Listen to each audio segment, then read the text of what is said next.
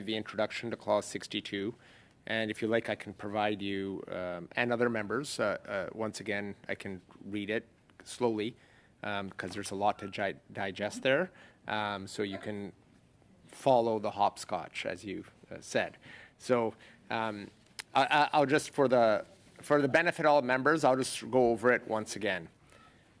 For the consideration of Clause 62, members of the committee will have noted on the agenda the amendments creating new clauses 62.1 and 62.2 come in the middle of amendments for Clause 62. That is because the committee must study the proposed amendments in the order in which they appear in the bill. The amendments creating new clauses 62.1 and 62.2 will therefore be moved and voted on during the study of Clause 62. At the end, once all amendments on Clause 62 are disposed of, the committee will vote on Clause 62 as amended or not. If amendments to create new clauses 62.1 and 62.2 are adopted, they will be reflected in the reprint of the bill that will be produced for us at report stage.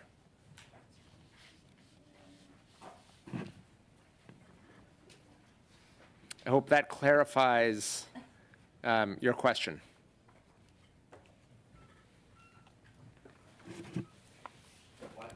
I guess, why are they not considered amendments rather than whole new clauses, right? Why is that?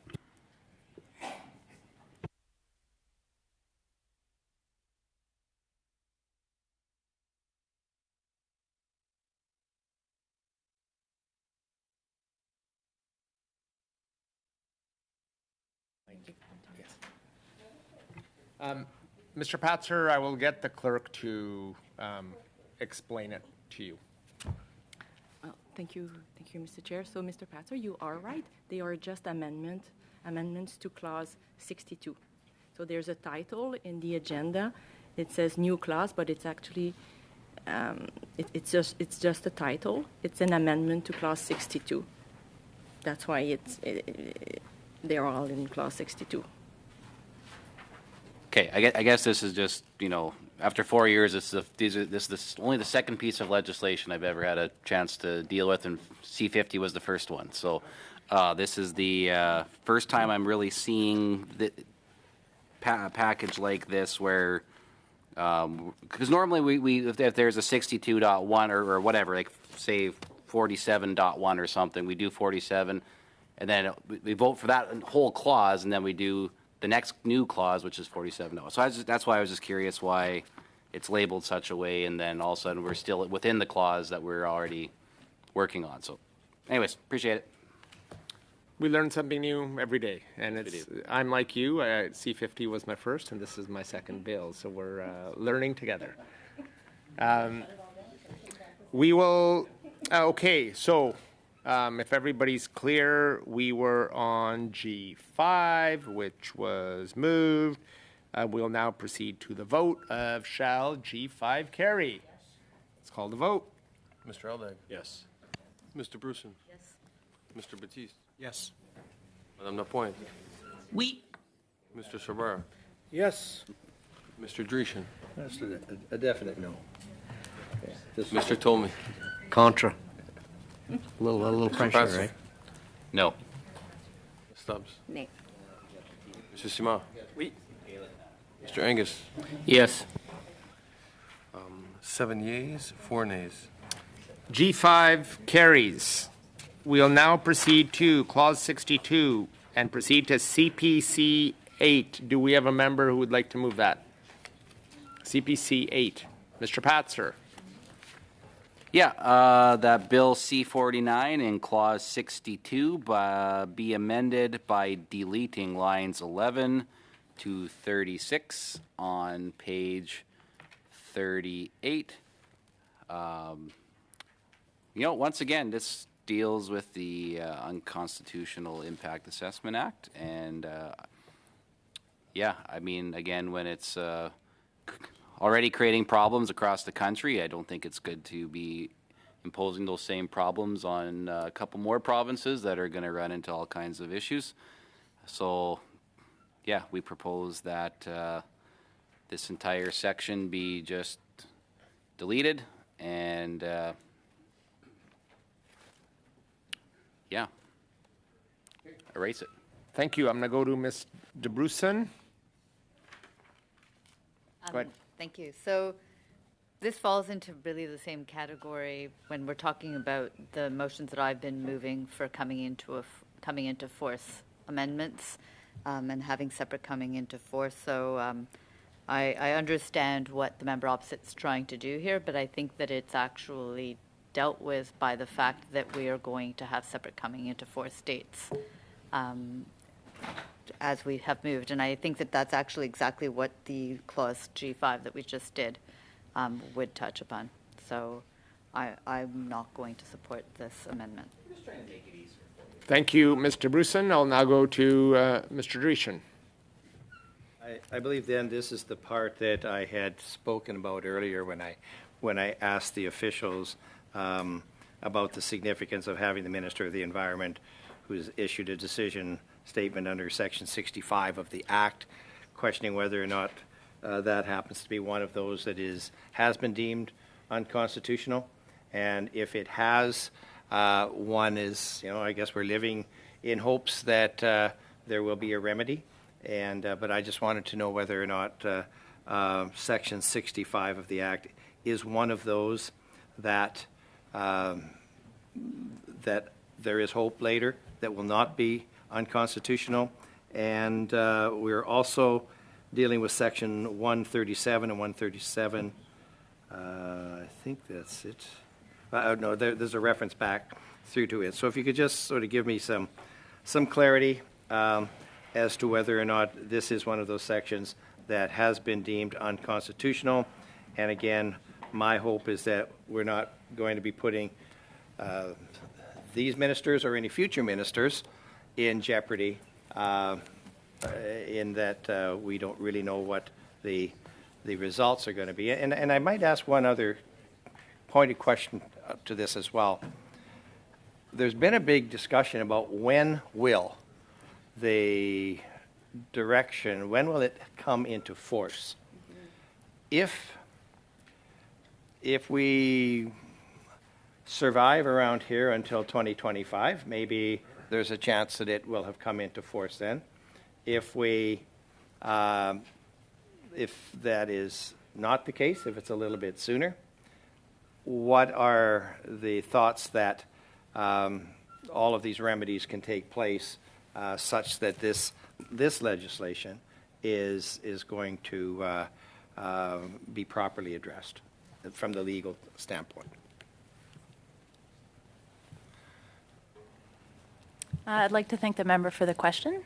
With respect to the first part of your question on Section 65 of the Impact Assessment Act, unfortunately, I'm not an expert in the decision that was rendered by the Supreme Court, so I can't speak to the details of that opinion or decision. But what I can say is that all of the clauses that we have been discussing and the motions that have been put forward are to allow for coordination with the Impact Assessment Act so that we can ensure consistency across the statutes. With respect to coming into force, there are a number of things that need to happen for Bill C-49 to come into force. It needs to pass through this parliamentary process. The provinces also need to table and pass mirror legislation in their provincial legislatures. And the clauses that have a separate coming into force would be brought in at a date to be determined in the future in consultation with the provinces.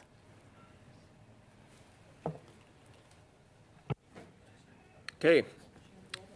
There's no other speakers, so we'll now proceed to the vote. Shall CPC 8 carry?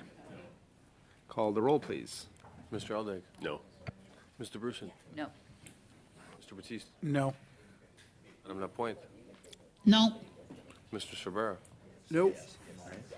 Mr. Dreeshen? Yes. Mr. Tolman? Yes. Mr. Patzer? Yes. Ms. Stubbs? Yes. Mr. Simard? No. Mr. Angus? No. 4 yeas, 7 nays. CPC 8 is defeated. We'll now go to G6. Ms. DeBrussen? Thank you. So this is another correction piece. You're going to hit a few of these in a row, and I apologize for that, but this one is just going to be to correct a minor error and ensure consistency with the Nova Scotia part of the bill. And that is in 62. The regulator shall, on the agency's request made under subsection 13, sub 2 of the Impact Assessment Act, engage. That's Thank you. We'll now proceed to the vote. Shall G6 carry? yes. Yes. Mr. Aldag? Yes. Mr. Bruson? Yes. Mr. Batiste? Yes. Madame Lapointe? Oui. Mr. Sabara? Yes. Mr. Dreeshen? No. Mr. Tolmie? No. Mr. Pratzer? No. Ms. Stubbs? No. Mrs. Simard? No. Mr. Angus? Yes. 6 yeas, 5 nays. G6 carries. We'll now proceed to G7. Mr. Bruson. This is to correct a numbering error in the bill. Basically, it adds a 0 after 137 point, it should say 01. So it's just a numbering error that I'm seeking to correct. Okay. We have no debate, so we'll now proceed to the vote. Shall G7 carry? Call the roll, please. Mr. Aldag? Yes. Mr. Bruson? Yes. Mr. Batiste? Yes. Madame Lapointe? Oui. Mr. Sabara? Yes, sir. Mr. Dreeshen? I like to see numbers right, so I'll say yes. Mr. Tolmie? Yes. Mr. Pratzer? Yes. Ms. Stubbs? Yes. Mr. Simard? Mr. Angus? Yes. 11 yeas, no nays. G7 carries. We'll now proceed to G8. Mr. Bruson. This is another one that's going to be correcting a minor error and ensure consistency with the Nova Scotia bill by inserting the word review before panel. So the word review was missing. It adds it in. Thank you, Mr. Bruson. We'll now proceed to the vote. Shall G8 carry? Mr. Aldag? Yes. Mr. Bruson? Yes. Mr. Batiste? Yes. Madame Lapointe? Oui. Mr. Sabara? Yes, sir. Mr. Dreeshen? Yeah. Mr. Tolmie? Yes. Mr. Pratzer?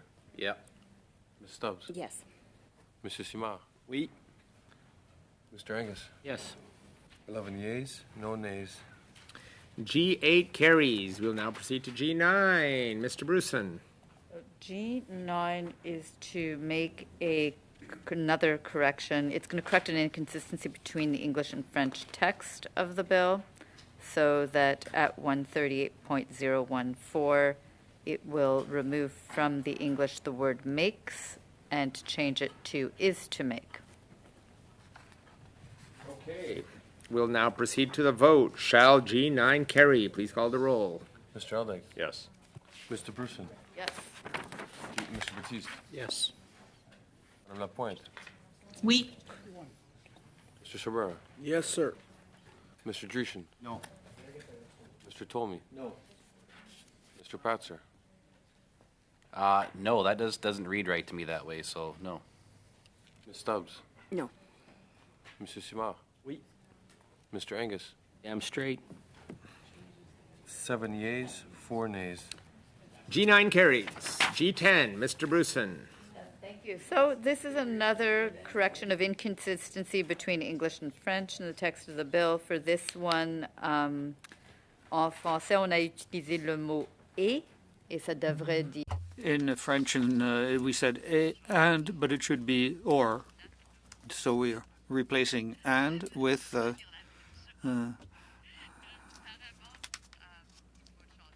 so we have to change it from and to or. We'll now proceed to the vote. Shall G10 carry? Mr. Aldag? Yes. Mr. Bruson? Yes. Mr. Batiste? Yes. Madame Lapointe? Oui. Mr. Sabara? Oui. Mr. Dreeshen? Yes. Mr. Tolmie? Yes. Mr. Pratzer? We. Ms. Stubbs? Yes. Mr. Simard? Oui. Mr. Angus? Ben oui.